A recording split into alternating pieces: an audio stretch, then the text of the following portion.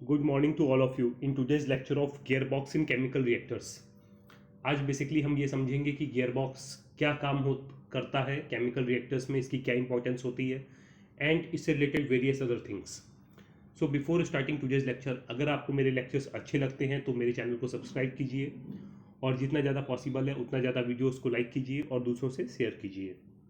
मेरे इस लेक्चर के PDF का जो लिंक है वो मैं डिस्क्रिप्शन बॉक्स में डाल दूंगा. जिसको भी डाउनलोड करना है वहाँ पे जाके इजीली डाउनलोड कर सकता है.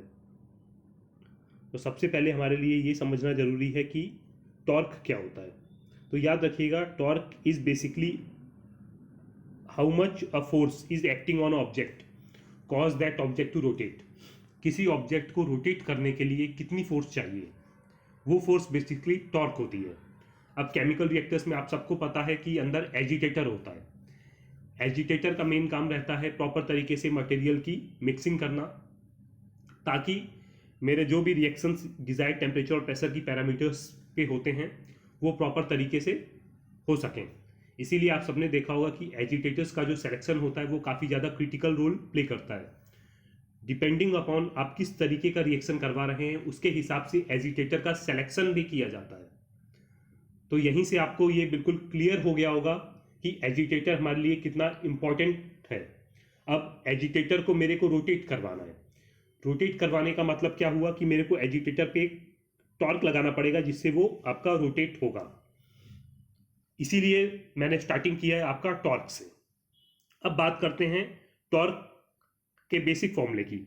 तो टॉर्क, इस डायग्राम को आप गौर से देखिए.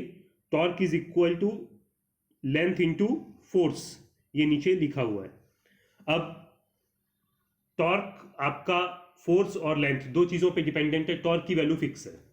आपके पास में दो ऑप्शन होते हैं, आइदर आप फोर्स बढ़ाएं, लेंथ कम करें, या फिर आप फोर्स कम करें, लेंथ बढ़ाएं. ये दोनों चीजें एक दूसरे के इन्वर्सली प्रोपोर्शनल होती हैं.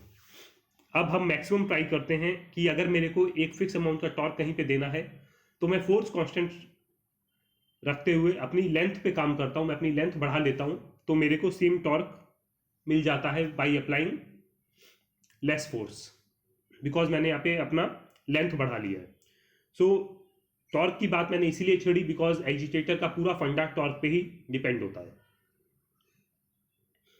अब आपके लिए ये समझना जरूरी है कि स्पीड और टॉर्क में बेसिकली रिलेशनशिप क्या होता है.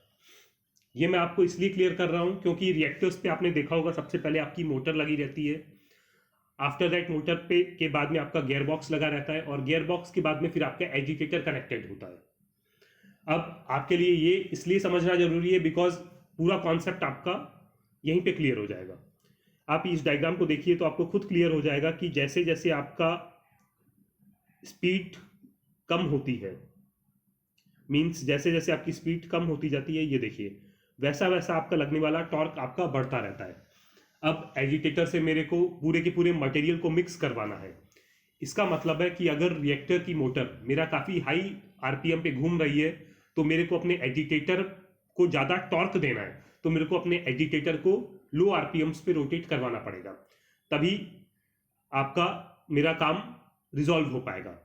अब एजिटेटर को हाई टॉर्क पे रोटेट करवाने के लिए ये डायग्राम से आपको साफ साफ क्लियर हो रहा है कि मेरे को उसको लो स्पीड पे रोटेट करवाना पड़ेगा.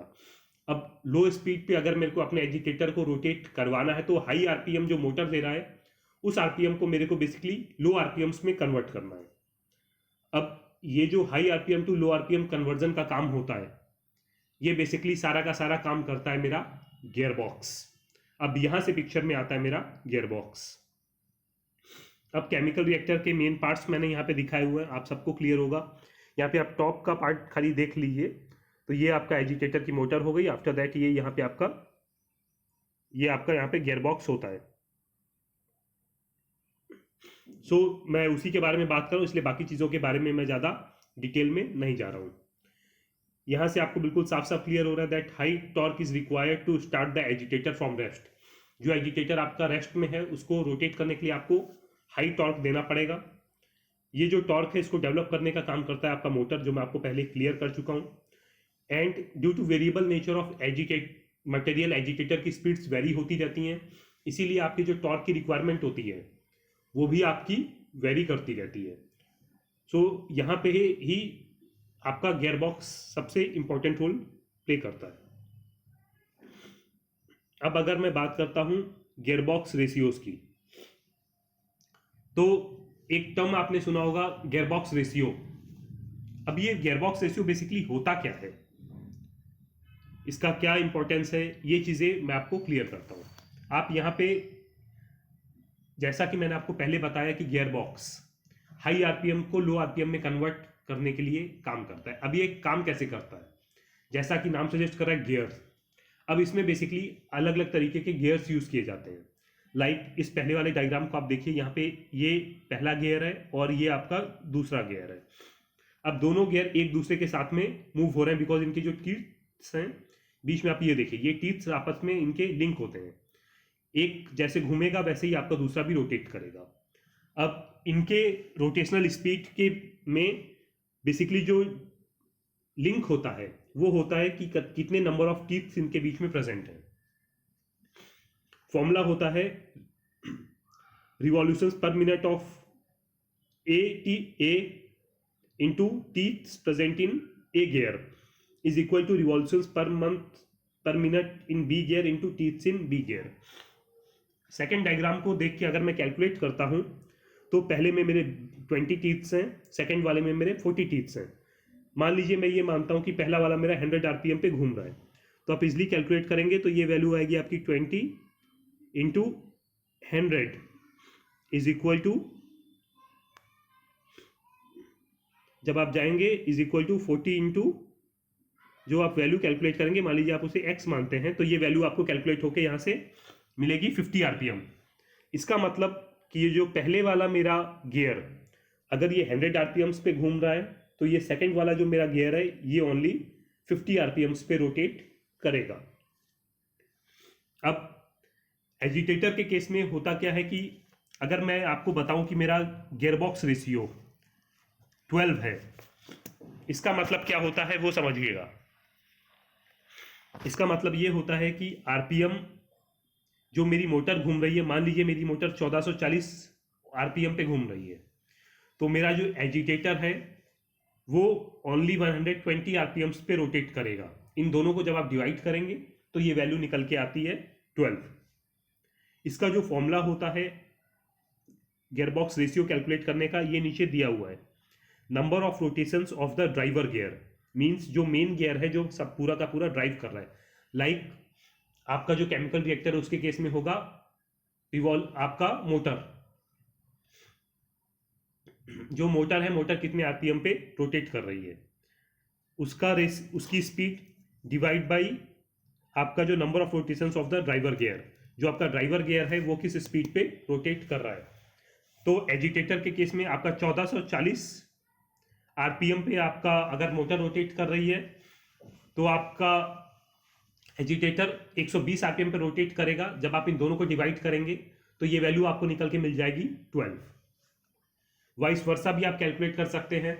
अगर मैं आपको गियरबॉक्स, मैं आपको ये बता दूं कि मेरा जो मोटर है वो मोटर मेरा 1440 आरपीएम पे घूम रही है और मैं आपको गियरबॉक्स रेशियो दे देता हूं कि जो मैंने गियरबॉक्स लगाया है उसका गियरबॉक्स रेशियो मेरा 12 है, तो यहां से भी आप कैलकुलेट कर सकते हैं कि एजिटेटर मेरा किस स्पीड पे कैलकुलेट करेगा। कैलकुलेट करने के लिए आप क्या करेंगे, एजिटेटर की speed is equal to 1440 divide by 12 means 120 RPM. तो वहां से भी आप बेसिकली कैलकुलेट कर सकते हैं कि मेरा जो एजिटेटर है वो किस स्पीड पे घूमेगा। तो ये हाई टॉर्क प्रोवाइड करके एजिटेटर को रोटेट करवाने का जो पूरा का पूरा काम है, ये काम करता है आपका गियरबॉक्स। तो होप आपको गियरबॉक्स का वर्किंग बिल्कुल क्लियर हो गया होगा।